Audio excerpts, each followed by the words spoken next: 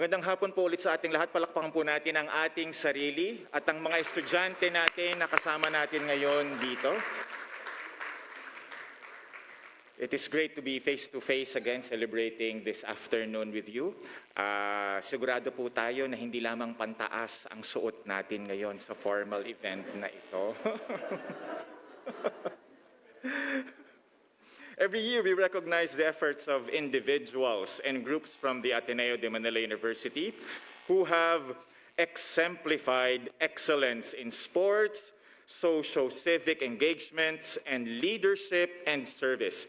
These students are recognized for their contribution to nation building and for being symbols of hope.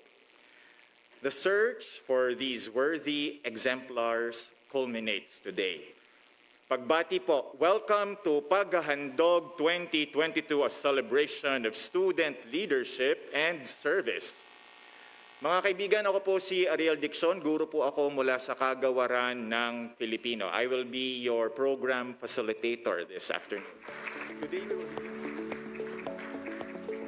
from the Sportsman and Sportswoman of the Year, we move on to the conferment of the Ascend Awards.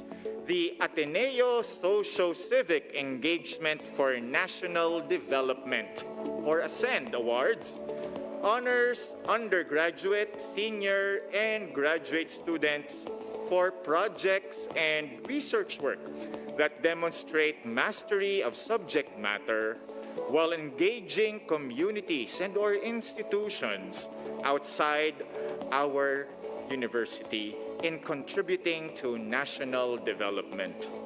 Projects refer to development interventions that have been implemented with observable impact. Research work contributes to knowledge creation with the potential for social impact. Muli, nais po naming tawagin sina Father Bobby Yap, Dr. Marlo Vilches, and Dr. Leland de la Cruz sa ating entablado. And we also like to invite Dr. Jaime A. Acevedo, Coordinator for Faculty Social Involvement, and also the representative of the 2022 Ascend Awards Committee to join our presenters on stage to hand out the certificates and plaques to our finalists and awardees.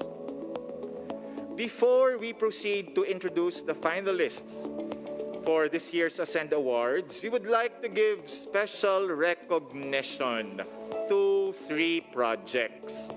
Special recognition is accorded to a particular project or research work that manifests in a distinctive manner a combination of the following.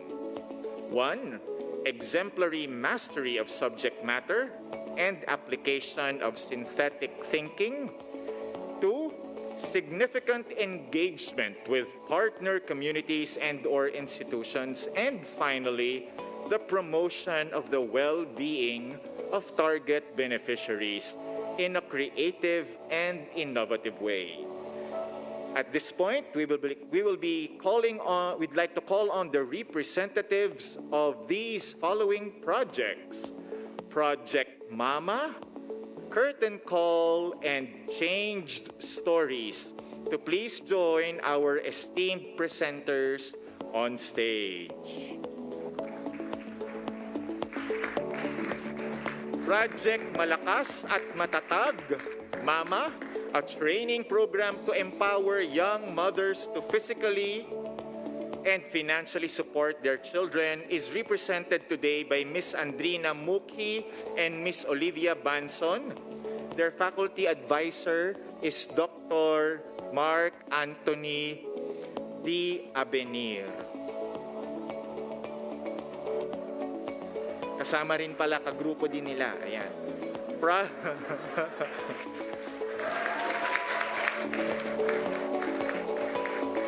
Project Malakas at Matatag, Project Mama, was implemented by third-year AB Development Studies students who designed a training program in partnership with the Ateneo Center for Educational Development, or ACE, and its beneficiaries under its Inang Busog, Batang Malusog program. The goal was to help empower the beneficiaries of the IBBM program, provide physical and financial support for their children. Project Mama. Ngayon po, tutungo tayo sa mga tatanggap ng Ascend Excellence Awards. This award, the Ascend Excellence Award, is given to a particular project or research work that is the most outstanding in either the undergraduate, senior, or graduate category, and that manifests in an extraordinary manner some combination of the following. 1, excellent mastery of subject matter and the application of synthetic thinking. 2, deep engagement with partner communities and their institutions. And finally, the addressing of a national development concern in a creative and strategic way with significant short-term impact on targeted beneficiaries and or the potential for significant longer-term impact in promoting the well-being of the greatest number. This year's Ascend Excellence awardees are, unahin po natin, Hawak Kamay, a series of capacity-building initiatives. Represented by Mr. Gerald Cainglet, Mr. Yanni Francisco, Ms. Julia Macalintal, and Ms. Christine Pornel. They are joined by their faculty advisor, Dr. Mark Anthony Abenir.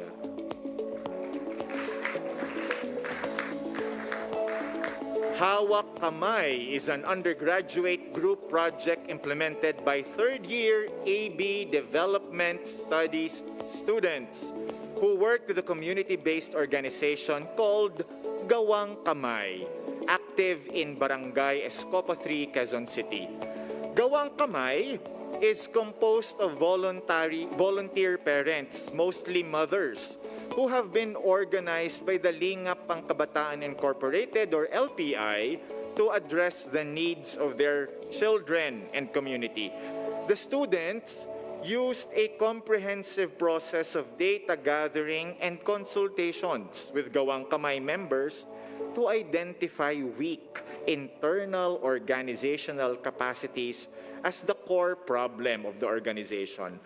Consequently, a series of capacity-building interventions were planned and implemented by the students towards making Gawang Kamay more resilient and sustainable. These included the writing of a constitution for the organization and the holding of conflict management and leadership formation training sessions.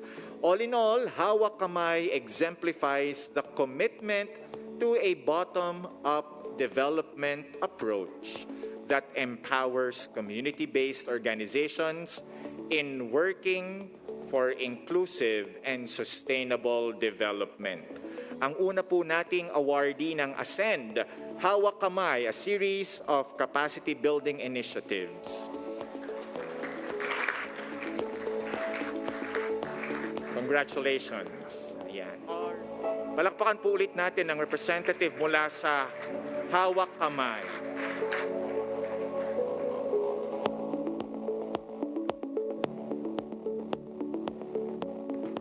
Hello. First of all, my team would like to thank the organizers of the PAGHAHANDOG for making all of this possible. We also want to thank our faculty advisor, Dr. Mark Abenir, sitting right there, for his guidance and support all throughout the year. My group mates, Yanni Francisco, Christine Pernell, Julia Macalintal, Pia Tabanao, Ella Medina, Sky Mangali, and Gabriel Saifu, for their wonderful coordination and all support for our project. We had the idea of Hawak Kamay due to our numerous engagements with our partner organization named Gawang Kamay.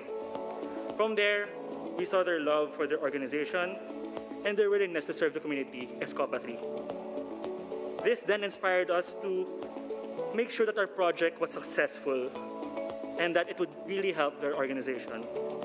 Which is why the team wants to thank Gawang Kamay and their officers, aming mga nanay, for the dedication, commitment, and coordination all throughout the year. Lagi ko pong sinasabi sa kanila na ang hawak kamay ay hindi lamang proyekto ng Team Sinag. Proyekto din po ito ng Gawang Kamay. Kaya ang Excellency Award na ito ay hindi lamang panalo ng Team Sinag, ngunit panalo rin po ito ng Gawang Kamay. Maraming salamat po.